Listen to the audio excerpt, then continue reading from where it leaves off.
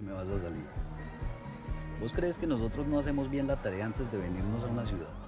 Netflix's love affair with crime dramas and adaptation of real-life underworld characters continue with the recent series Griselda, based on the life of drug lord Griselda Blanco. This biographical crime drama explores her rise and fall as she goes from being known as the godmother of cocaine to being arrested for the drug trade and murder charges against her. However, the show doesn't include the fate of some crucial characters involved in the narrative, and one of them is Griselda's rival Rafa Salazar. In this video, we bring you all there is to know about Salazar and his fate, and we will also look into how the adaptation has possibly strayed from some real-life events regarding him. Before we go into our explanation, we have a very small request. If you like our content, please support us by subscribing to our channel. This is a small click for you, but for us, it means a lot. Thank you. Let's begin.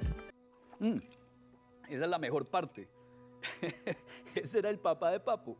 Who was Rafa Salazar and how was he relevant in Griselda Blanco's life story? Rafa Salazar, or Rafael Antonio Cardona Salazar, was a very important member working for the Medellin cartel. He was the trusted man for many high-ranking drug lords of the cartel who operated out of Miami and all over the US. His job was to oversee the distribution of the products, and he initially worked alongside an American engineer, Max Mermelstein, who developed some unique methods to smuggle drugs into the US without being detected. His first interaction with Griselda happened after the latter moved to Miami and started exercising her contacts there to establish a strong network. She was greedy for power and she was keen to take a lion's share of the wealth in the drug business. Naturally, the drug lords of the Medellin cartel weren't too pleased with the new rival on the scene, and Salazar was sent to buy her out with a lucrative offer. It is reported that she was offered $15 million to turn over the empire that she had built, but Griselda was too proud and greedy to give in. She refused to hand over her territory,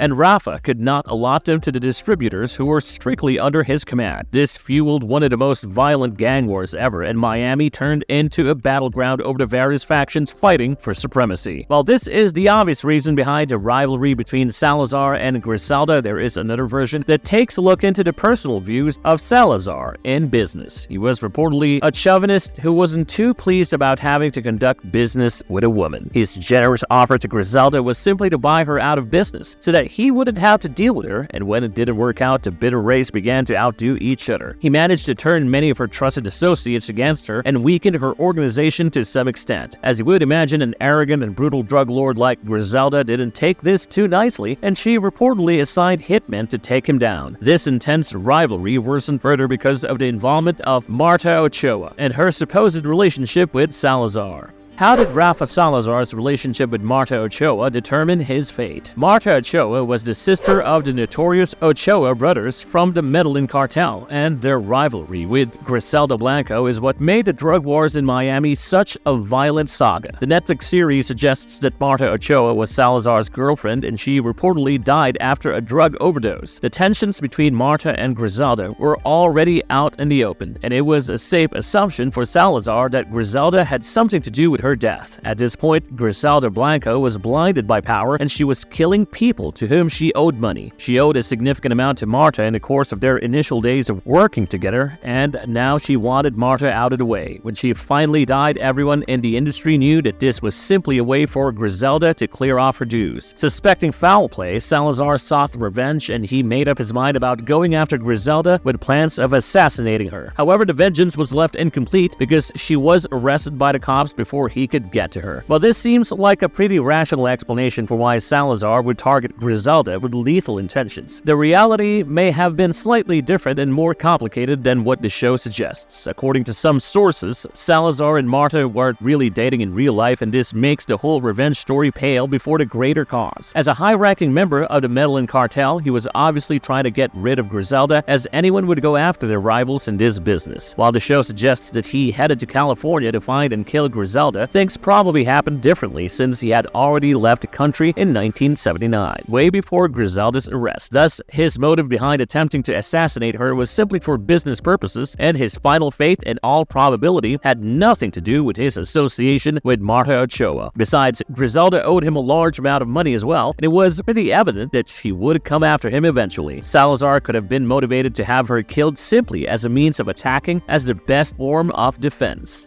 What happened to Salazar after the events of the show? One thing that the Netflix series failed to cover is how Rafa Salazar shifted his loyalty from the Medellin cartel to the Cali cartel due to certain personal reasons. After 1985, he was desperately trying to avoid being arrested, and his changing allegiances were probably because of an affair that started between his wife Odilia and a member of the Medellin cartel. He was instrumental in getting his man arrested, which dealt a severe blow to the Medellin cartel and in turn Pablo Escobar's billion-dollar drug empire. His initial partner Mermelstein was married to Pablo Escobar's cousin, but after he was arrested, Salazar panicked. Some people believe that he betrayed the Medellin cartel simply because he wanted to find a way out of the messy situation. After his arrest, Mermelstein became a state witness and also revealed trade secrets that turned the course of the drug wars in the U.S. The backbone of the Medellin cartel was broken after some of the biggest names in the organization operating out of Miami were arrested following his inputs. He was out of reach, but his former business associate Salazar was still out there, and his involvement in acting against the cartel did not go unnoticed. In fact, this move may have sealed his fate because one simply doesn't get away after rattling out fellow members in this industry. Rafa Salazar was assassinated by unknown gunmen who came to his antique car shop dressed as members of the Colombian National Army. On the 4th of December 1987, Salazar was riddled with bullets and died on the spot, while his bodyguard met with the same fate during this sudden attack. Who was really responsible for Salazar's death? There are no definitive answers to this one, but there are some theories that seem plausible enough. For a man who antagonized the Medellin cartel with his actions, members of the group are most likely the ones who plotted this revenge. Assuming Griselda's involvement in any manner wouldn't be too wise, because by the time a 35-year-old Salazar was shot dead, she was already serving her sentence. Her gang was too scattered at this point to target a rival from many years ago, and there simply wouldn't be a strong motive to hold Griselda's men responsible. Some people are of the opinion that Salazar's new association with the Cali cartel did not work out as well as he would have expected. They might have suspected him of being a double agent or someone working with the feds, or it could have been a case of the Cali cartel taking out important members of their rival gang, probably thinking that Salazar was a part of the Medellin cartel even then. Of course, there won't be clear answers after all these years, but we have to say that Salazar met with the same fate that most people involved with the drug trade experienced back in the day. It ran the same pattern of a meteoric rise, too many rivalries to handle, and finally being murdered by unknown gunmen. Do let us know in the comments below about your thoughts on the show and what you liked the most about this series. Also tell us which characters have intrigued you the most so that we can bring further details about them from beyond the show's narrative. If you liked our content, don't forget to leave a like and subscribe to us if you haven't already. Have a good one and be safe. Thanks, everyone. Well, sometimes tearing down the house